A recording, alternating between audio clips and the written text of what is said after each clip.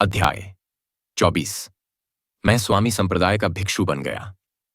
गुरुजी, मेरे पिता चाहते थे कि मैं बंगाल नागपुर रेलवे में कार्यकारी पद स्वीकार कर लूं, लेकिन मैंने निश्चित रूप से इसे अस्वीकार कर दिया है।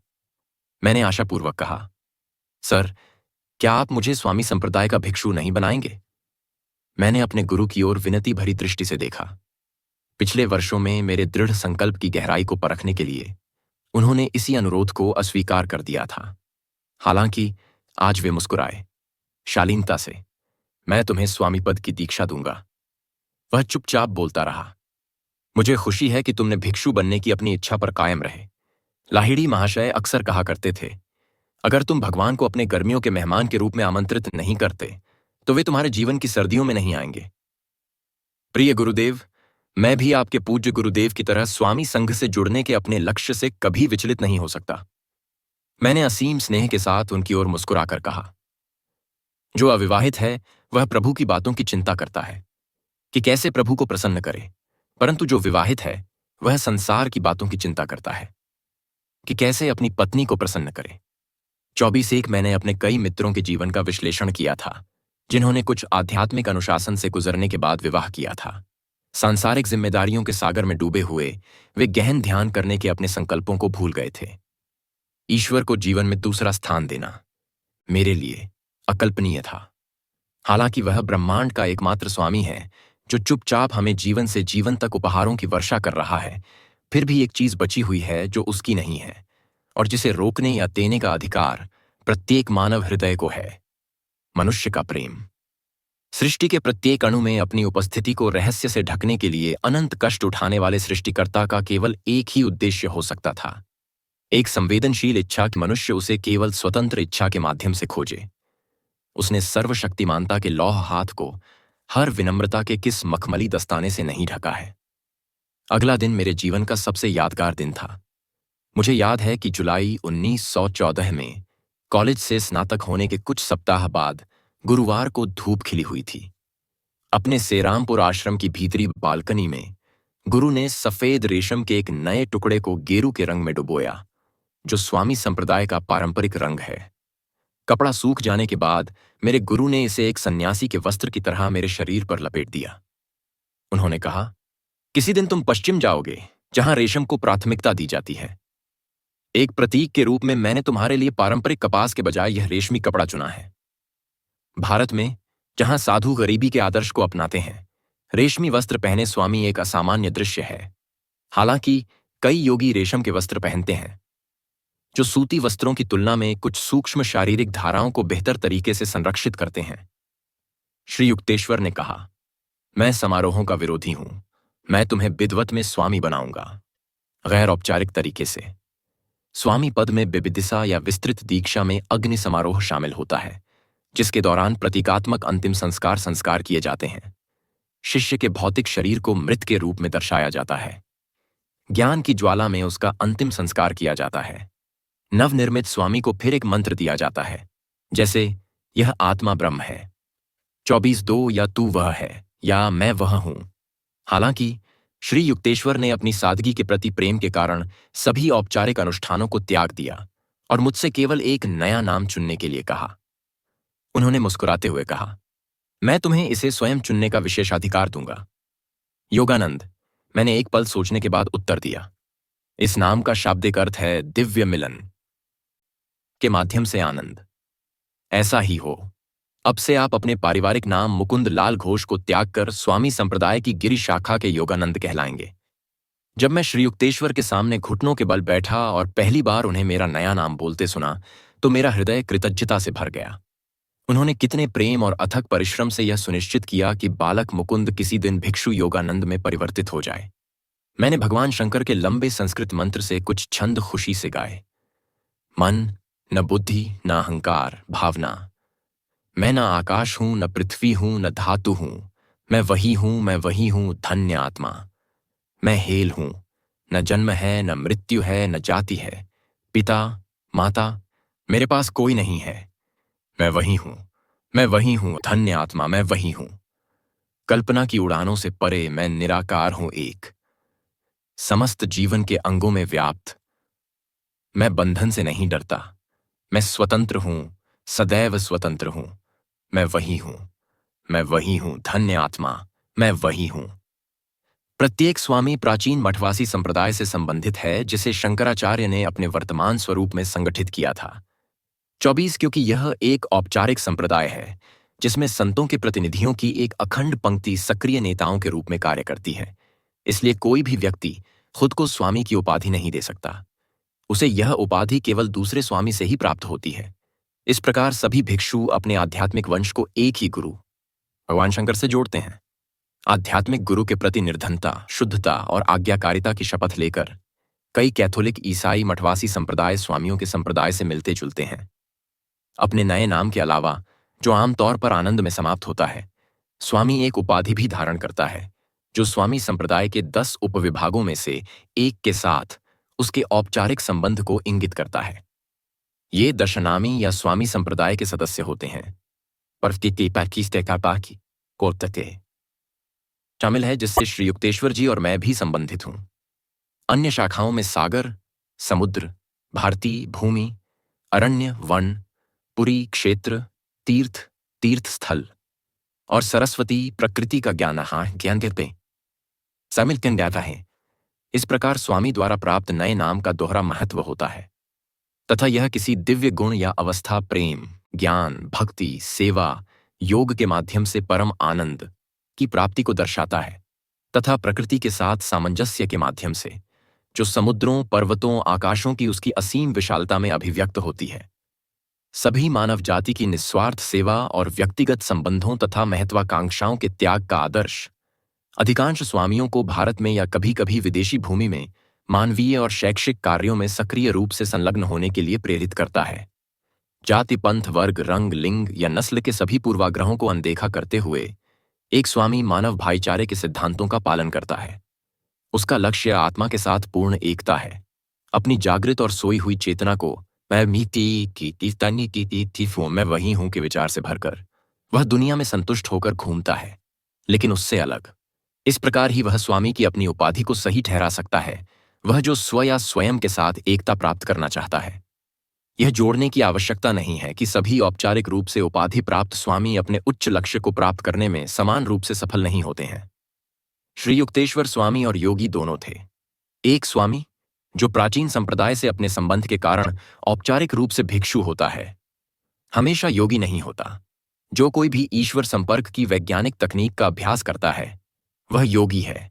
वह विवाहित या अविवाहित हो सकता है, या तो सांसारिक व्यक्ति हो सकता है या औपचारिक धार्मिक बंधनों वाला व्यक्ति हो सकता है। एक स्वामी शायद केवल शुष्क तर्क, ठंडे त्याग के मार्ग का अनुसरण करता हो, लेकिन एक योगी खुद को एक निश्चित चरण दर चरण प्रक्रिया में लगाता है, जिसके द्वारा शरीर और मन अनुशासित होते हैं और आत्मा मुक्त होती है। भावनात्मक आधार पर या विश्वास के आधार पर कुछ भी निश्चित न मानते हुए एक योगी अभ्यासों की एक पूरी तरह से परखी हुई श्रृंखला का अभ्यास करता है, जिसे सबसे पहले शुरुआती ऋषियों ने तैयार किया था। योग ने भारत के हर युग में ऐसे लोगों को जन्म दिया है जो वास्तव में मुक्त, सच्चे योगी मसीह बन गए। किसी भी अन्य विज्ञान की तरह योग हर जलवायु और समय के लोगों के लिए लागू है। कुछ अज्ञानी लेखकों द्वारा प्रस्तुत यह सिद्धांत कि योग पश्चिमी लोगों के लिए अनुपयुक्त है, पूरी तरह से झूठ है और इसने कई ईमानदार छात्रों को इसके कई लाभों की तलाश करने से रोक दिया है। योग विचारों की प्राकृतिक अशांति को नियंत्रित करने की एक विधि है जो अन्यथा निष्पक्ष रूप से सभी देशों के लोगों को उनकी आत्मा की वास्तविक प्रकृति को देखने से रोकती है। योग पूर्व और पश्चिम के बीच की बाधा को उतना ही नहीं जान सकता जितना कि सूर्य का उपचारात्मक और समतापूर्ण प्रकाश। जब तक मनुष्य के पास अपने बेचैन विचारों वाला मन है, तब तक योग या नियंत्रण की सार्वभौमिक आवश्यकता बनी रहेगी। कृष्ण की तरह कोई ऐतिहासिक व्यक्ति नहीं, शिव भगवान को उनके त्रिगुणात्मक स्वरूप, सृजक, पालक, विनाशक के अंतिम पहलू में दिया गया नाम है। शिव माया या भ्रम के संहारक, शास्त्रों में त्यागियों के भगवान, योगियों के राजा के रूप में प्रतीकात्मक रूप से दर्शाए गए हैं।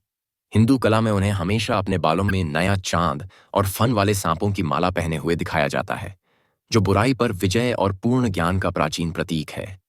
उनके माथे पर सर्वज्ञता की एकल आंख खुली हुई है। प्राचीन ऋषि पतंजलि ने के योग को मन के उतार चढ़ाव पर नियंत्रण के रूप में परिभाषित किया है। 24 उनकी बहुत ही संक्षिप्त और उत्कृष्ट व्याख्याएं योग सूत्र, हिंदू दर्शन की 6 प्रणालियों में से एक हैं। 24/5 पश्चिमी दर्शन के विपरीत सभी 6 हिंदू प्रणालियां न केवल सैद्धांतिक बल्कि व्यावहारिक शिक्षाओं को भी मूर्त रूप देती हैं। हर संभव अस्तित्ववादी जांच के अलावा 6 प्रणालियां दुख के स्थायी निवारण और कालातीत आनंद की प्राप्ति के उद्देश्य से 6 के निश्चित अनुशासन तैयार करती हैं। सभी 6 प्रणालियों को जोड़ने वाला सामान्य सूत्र यह घोषणा है कि परम वास्तविकता के ज्ञान के बिना मनुष्य के लिए कोई सच्ची स्वतंत्रता संभव नहीं है। बाद के उपनिषदों में योग सूत्र को 6 प्रणालियों में से सत्य की प्रत्यक्ष अनुभूति प्राप्त करने के लिए सबसे प्रभावी तरीकों के रूप में माना गया है। योग की व्यावहारिक तकनीकों के माध्यम से मनुष्य अटकलों के बंजर क्षेत्रों को हमेशा के लिए पीछे छोड़ देता है और वास्तविक सार को अनुभव में पहचानता है। पतंजलि द्वारा बताई गई योग प्रणाली को अष्टांगिक मार्ग के रूप में जाना जाता है। पहले चरण एथ यम और 2 नियम में 10 नकारात्मक और सकारात्मक नैतिकताओं का पालन करने की आवश्यकता होती है। दूसरों को चोट पहुंचाने से बचना, असत्य बोलना, चोरी करना, असंयमित रहना, उपहार लेना, जो दायित्व लाता है, और शरीर और मन की पवित्रता, संतोष, आत्मानुशासन, अध्ययन और ईश्वर के प्रति समर्पण। अगले चरण हैं 3 आसन, सही मुद्रा। रीढ़ की हड्डी को सीधा रखना चाहिए और शरीर को ध्यान के लिए आरामदायक स्थिति में दृढ़ रखना चाहिए। 4 प्राणायाम, प्राण सूक्ष्म जीवन धाराओं का नियंत्रण। और 5 प्रत्याहार, बाहरी वस्तुओं से इंद्रियों को हटाना। अंतिम चरण योग के वास्तविक रूप हैं। 6 धारणा, एकाग्रता, मन को एक विचार पर टिकाए रखना।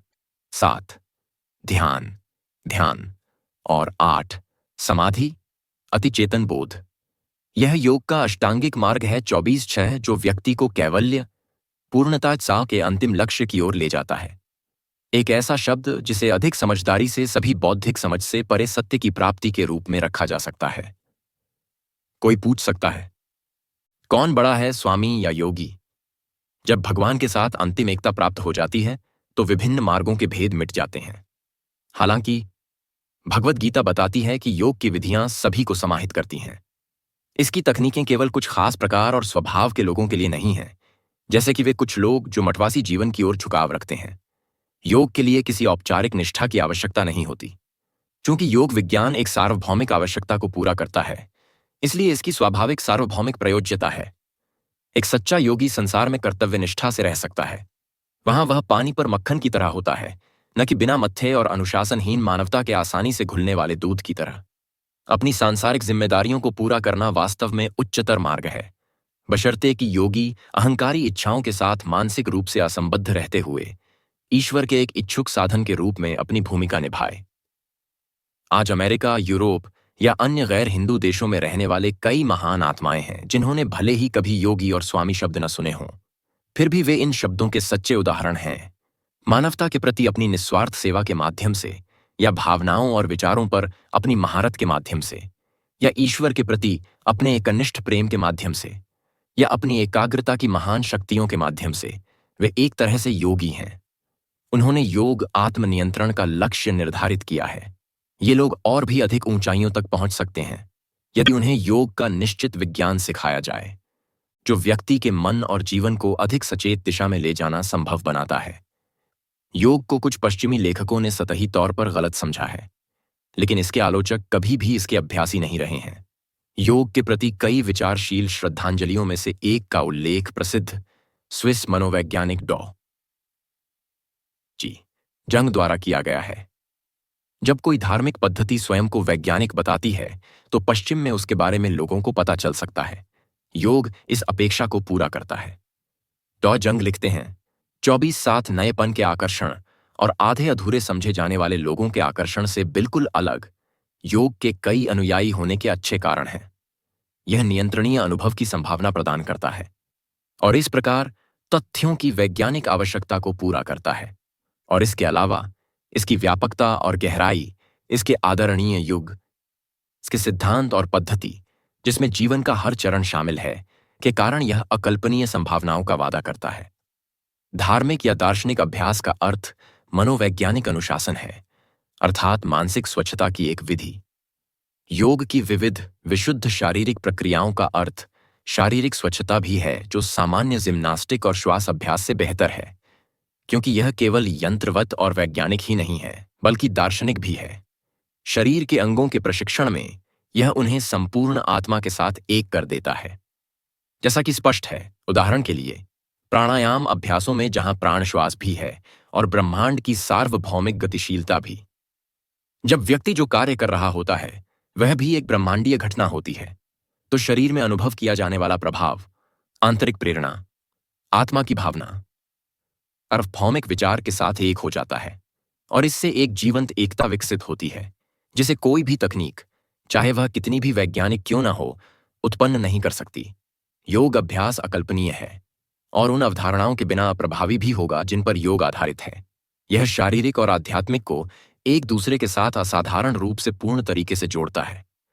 पूर्व में जहां ये विचार और अभ्यास विकसित हुए हैं और जहां कई हजार वर्षों से एक अखंड परंपरा ने आवश्यक आध्यात्मिक आधार तैयार किए हैं, योग, जैसा कि मैं आसानी से मान सकता हूं, शरीर और मन को एक साथ जोड़ने का सही और उपयुक्त तरीका है ताकि वे एक ऐसी एकता बना सकें जिस पर शायद ही कोई सवाल उठाया जा सके।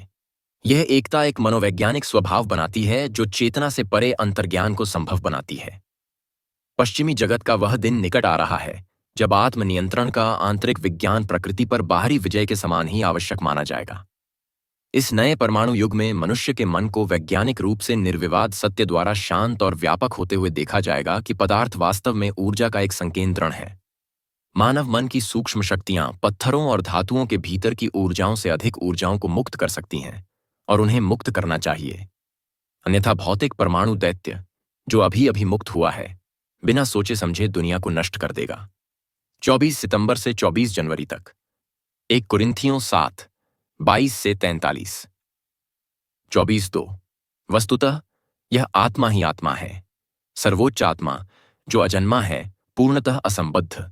नेट अथैकिक न यह न वह है, लेकिन वेदांत में प्रायः उसे सत्यचित्त आनंद अर्थात सत्ता बुद्धि आनंद कहा जाता है। 24 मार्च कभी कभी शंकराचार्य भी कहा जाता है। आचार्य का अर्थ है धार्मिक शिक्षक। शंकर की तिथि सामान्य विद्वानों के बीच विवाद का केंद्र है। कुछ अभिलेखों से पता चलता है कि अद्वितीय अद्वैतवादी 510 से 478 ईसा पूर्व तक जीवित रहे। पश्चिमी इतिहासकार उन्हें 8वीं शताब्दी के उत्तरार्ध में मानते हैं। जो पाठक शंकर के ब्रह्म सूत्रों की प्रसिद्ध व्याख्या में रुचि रखते हैं उन्हें पॉल ड्यूसेन की system of the Vedanta, Chicago, open court publishing company, 1912 में सावधानीपूर्वक अंग्रेजी अनुवाद मिलेगा। उनके लेखन के संक्षिप्त अंश selected works of Shri Shankaracharya and company Madras में मिलेंगे। 24 अप्रैल चित्तवेती निरोध योग सूत्र 1-2। पतंजलि की तिथि अज्ञात है, हालांकि कई विद्वान उन्हें दूसरी शताब्दी ईसा पूर्व में मानते हैं। ऋषियों ने सभी विषयों पर इतनी अंतर्दृष्टि के साथ ग्रंथ दिए कि युग उन्हें अप्रचलित करने में असमर्थ रहे। फिर भी इतिहासकारों के बाद के आश्चर्य के लिए ऋषियों ने अपने साहित्यिक कार्यों में अपनी तिथियों और व्यक्तित्वों को जोड़ने का कोई प्रयास नहीं किया। वे जानते थे कि उनका जीवन केवल अस्थायी रूप से महान अनंत जीवन की झलक के रूप में महत्वपूर्ण था और यह सत्य कालातीत है। ट्रेडमार्क करना असंभव है और उनका अपना कोई निजी अधिकार नहीं है। 24/5 6 रूढ़िवादी प्रणालियां, सद्दर्शन, सांख्य, योग, वेदांत, मीमांसा, न्याय और वैशेषिक हैं। विद्वान पाठकों को इन प्राचीन सूत्रों की सूक्ष्मता और व्यापक दायरे से आनंद मिलेगा, जैसा कि अंग्रेजी में professor Surendranath Dasgupta, Cambridge university press द्वारा भारतीय दर्शन का इतिहास खंड 1 में संक्षेप में बताया गया है। 24 दिन 6 घंटे। बौद्ध धर्म के आर्य अष्टांगिक मार्ग से भ्रमित न हो।